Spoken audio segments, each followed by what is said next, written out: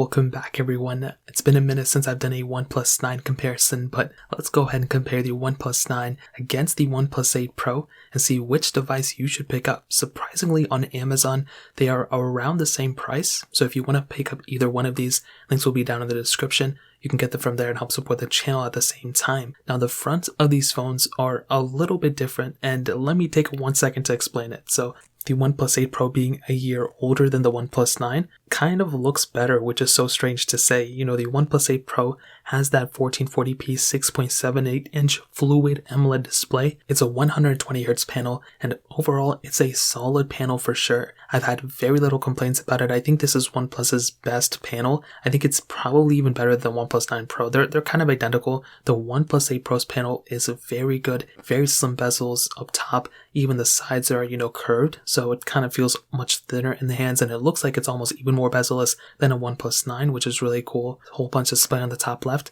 And the OnePlus 8 Pro's panel is very, very good. I think it is better than the OnePlus 9, but the OnePlus 9 has a little bit of a smaller 6.55-inch fluid AMOLED display. This one is 1080p, so lower resolution than the OnePlus 8 Pro, but you still maintain that 120Hz on the OnePlus 9. So you're really not missing out on a crazy big amount, but as I mentioned last year, and I mentioned now in my earlier comparisons, I do feel like the OnePlus 8 Pro is the better panel. I think even though they're the same price right now, the OnePlus 8 Pro I think is the better deal just because of that panel, but that doesn't mean it's the better phone in every single area. They both have USB Type-C ports on the bottom, no microSD card slots or anything like that. On the back, they do have frosted glass backs on the OnePlus 8 Pro, but the OnePlus 9 has that standard glass back. And that was something that was very surprising. I wasn't expecting to see that on the OnePlus 9.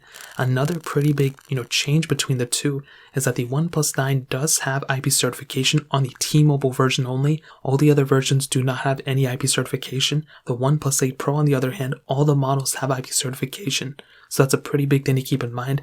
If you want a phone, like I mentioned, that has the most amount of durability in a way, the OnePlus 8 Pro is probably the device for you, in my opinion. Now, they do have those specific camera setups on the back, and we have to talk about them. The OnePlus 8 Pro has kind of like a quadruple camera setup. So it has a 48 megapixel wide angle lens, 8 megapixel telephoto lens, 48 megapixel ultra wide sensor, then a 5 megapixel color filter camera. With the OnePlus 9 has that 48 megapixel wide angle lens, 50 megapixel ultra wide sensor, then a 2 megapixel monochrome lens. To be honest, those type of smaller lenses don't really mean too much. Nobody's really going to use them too much. We're more so looking at those big heavy duty cameras like the ultra wides and telephotos. And the OnePlus 8 Pro, I love the OnePlus 8 Pro's camera. I think it was very good. I don't think it was anywhere near the best camera of last year, but I think for the most part, it was pretty decent. It also had that X-ray capability, which is very funny. They eventually removed that. But I thought the OnePlus 8 Pro's camera was actually pretty decent. You could do 4K at 60. I just have the bigger problem with the front cameras, even on both of these. Both of these front cameras are only 16 megapixels, which is still a high megapixel count, but only 1080p on the front. The back cameras I think are great. The front cameras are just not that good. They're tapped out of that low resolution, and I'm not a huge fan of that. We are already having 4K at 60 on almost all these phones on the front. Sooner than later, we're going to be at 8K on the front, whether we need it or not. And these phones are going to be very, very behind, which is very sad. The OnePlus 9, I think that camera is probably better in some ways. I hope it's better, and it did seem to be a little bit better, mostly because, OnePlus spent a ton of money on this camera teaming up with Hasselblad, and to be honest, I think it probably is okay, like 8K capability, 4K at 60 on that one as well. I think it's overall good, but I don't know, dude, it's still not anywhere near Samsung's cameras. Samsung's the Galaxy S21 Ultra, best camera, the S20 Ultra is still very good. The S20 Ultra from last year is better than these two phones, so that's another pretty massive thing to keep in mind. The S20 Ultra is also better than the OnePlus 9 Pro from what I've seen, so take it as you will, but that's kind of how I saw that camera compared to this one. I think the back cameras, I'll give it to the OnePlus 9 for maybe the quality being better, but I do like how the OnePlus 8 Pro does have that telephoto lens. The OnePlus 9 doesn't have it, but you do have 8K capability on the OnePlus 9. That's another pretty big advantage for both these phones, but they both lack the same 4K on the front, so take it as you will. That's pretty much how I'd kind of see this one. Now moving on to the software aspect, the OnePlus 8 Pro is probably going to last a year less than the OnePlus 9, so keep that in mind. You're going to be getting a year less of support on the OnePlus 8 Pro than on the OnePlus 9, and that is one of the bigger advantages for picking up a OnePlus 9. I, for one, as I've mentioned before, I'm a huge fan of Oxygen OS, which is the software that both these phones run on, and I think if you're going to buy any phone out there, Oxygen OS is the better way to go. It is a no-brainer. I do think there's some other areas where these phones are just kind of weird in, but to be honest, if you're going to pick up an Android, you can't go wrong with either one of these. They both have custom ROM support, and root's probably out for them. I know the OnePlus 8 Pro probably already has one, so that's a pretty big advantage for both of these. But the OnePlus 9 is going to be lasting longer than the OnePlus 8 Pro in terms of the longevity of both of these phones. They're not going to be outdated anytime soon, but years from now, you're going to start seeing that. In the battery life department, a little bit of a difference on both as well. So they both have 4500 mAh batteries, so pretty much almost the same size. The OnePlus 8 Pros is like a little bit bigger, but barely. Both these phones have wireless charging. The OnePlus 8 Pro does have reverse wireless charging. The OnePlus 9 does not have that capability, so keep that in mind. The 9 Pro has it, the OnePlus 9 doesn't have it, so those are some pros and cons for both these devices. I think you're getting pretty much similar battery lives. Maybe it's going to be a little bit better on the OnePlus 9, but you do have reverse wireless charging on the OnePlus 8 Pro, but you're also getting a longer lifespan on the OnePlus 9 in terms of software. So take it as you will, but that's pretty much how I see these two phones in that area. Now ending it off with the performance, the OnePlus 8 Pro has that Qualcomm Snapdragon 865 chipset with two different models, an 8GB model and 12GB of RAM option, where the OnePlus 9 is almost the same thing, Qualcomm Snapdragon 888 chipset, but the same RAM models, 8GB of RAM on the base models and 12GB of RAM on the top tier models. So theoretically, the RAM management on both is going to be primarily around the same.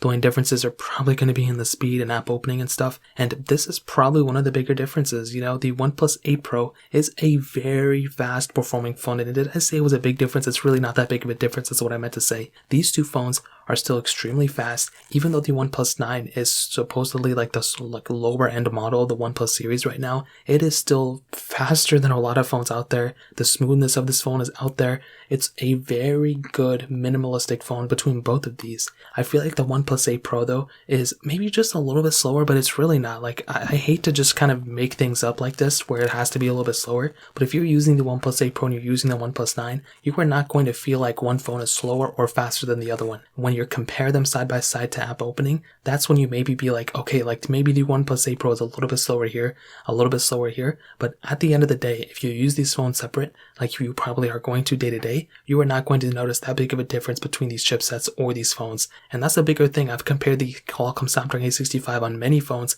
to their 888 counterparts, the S20s and some other phones as well. I haven't really found that big of a difference. There's really not that massive of a difference from one year generation to the other. It's typically that 2-year mark. And this is definitely not one of those areas in my opinion. So I think when it comes down to the performance segment, both these phones are really good performing phones. If you want the fastest one, like no hands down, no questions asked, the OnePlus 9 is the better way to go. But the OnePlus 8 Pro is like almost right there. It's like very, very close to the 888 that's in the OnePlus 9. So both these phones are fast, but the OnePlus 9 is just a little bit faster at the end of the day. So in terms of that covers it up there. Now let's go ahead and answer the question and kind of summing up this video. Should you buy a OnePlus 9 or should you buy a OnePlus 8 Pro? Now if it was down to me, to be completely honest, this may sound crazy, I would rather have a OnePlus 8 Pro than a OnePlus 9. I feel like that device is going to be giving you, I think, a better value per dollar. Even if they're the same price right now, I would probably rather have an 8 Pro, but to be honest, thinking long term, the OnePlus 9 may be the better way to go for some of you. Now we're comparing the cheaper model of this year to the most expensive model of last year, and typically I would always rather have the most expensive model of last year than the cheaper model of this year. You're getting kind of more features on the 8 Pro. You're getting reverse wireless charging, a better looking display on the front, more cameras. Even though you're getting higher resolution on the OnePlus 9, you're still getting more cameras on the 8 Pro, which I think is pretty important. You're getting USB-C on both. They're roughly around the same price, but you can find 8 Pros for even cheaper than the OnePlus 9s right now. If you look, not even that hard, if you look on eBay, you can probably get them cheaper, but I think the OnePlus 9 is a really good phone too. There's really not a wrong answer here. There's not a phone like, oh, I would way rather have an 8 Pro over a OnePlus 9. Like, it's pretty tough, but I think I'd rather have an 8 Pro. But with the 9, you're getting a cheaper phone technically than a brand new OnePlus 8 Pro, like if you're going to buy it from OnePlus last year. So it's cheaper in value, which I think is okay. But right now they're the same price. I think a better quality back camera, even though the 8 Pro may have more features, you are getting 8K on the back of the OnePlus 9, which I think is pretty cool. You're getting a pretty good display, you're getting all these other things. Like both these phones feel extremely premium. I think the 8 Pro feels a little bit better because of the frosted glass back. So you can't really go wrong in either one of these. But like I mentioned, I think I would rather have a OnePlus 8 Pro than a OnePlus 9 in my opinion. So in terms of that pretty much covers it up there. If you want to pick up either one of these phones, links will be down in the description. You can get them from there and help support the channel at the same time. If you guys have any other questions or anything like that, let me know in the comment section as well. Hit the like button, that would mean so much, but definitely hit that subscribe button. Every single subscriber that we get really does count, so it means so much if you guys can hit that. Also check out the other links down in the description as well. My Twitter, my Instagram, my other channels. More importantly than everything else, I love every single one of you guys. Hopefully I'll catch you guys in the next video. Peace out till then.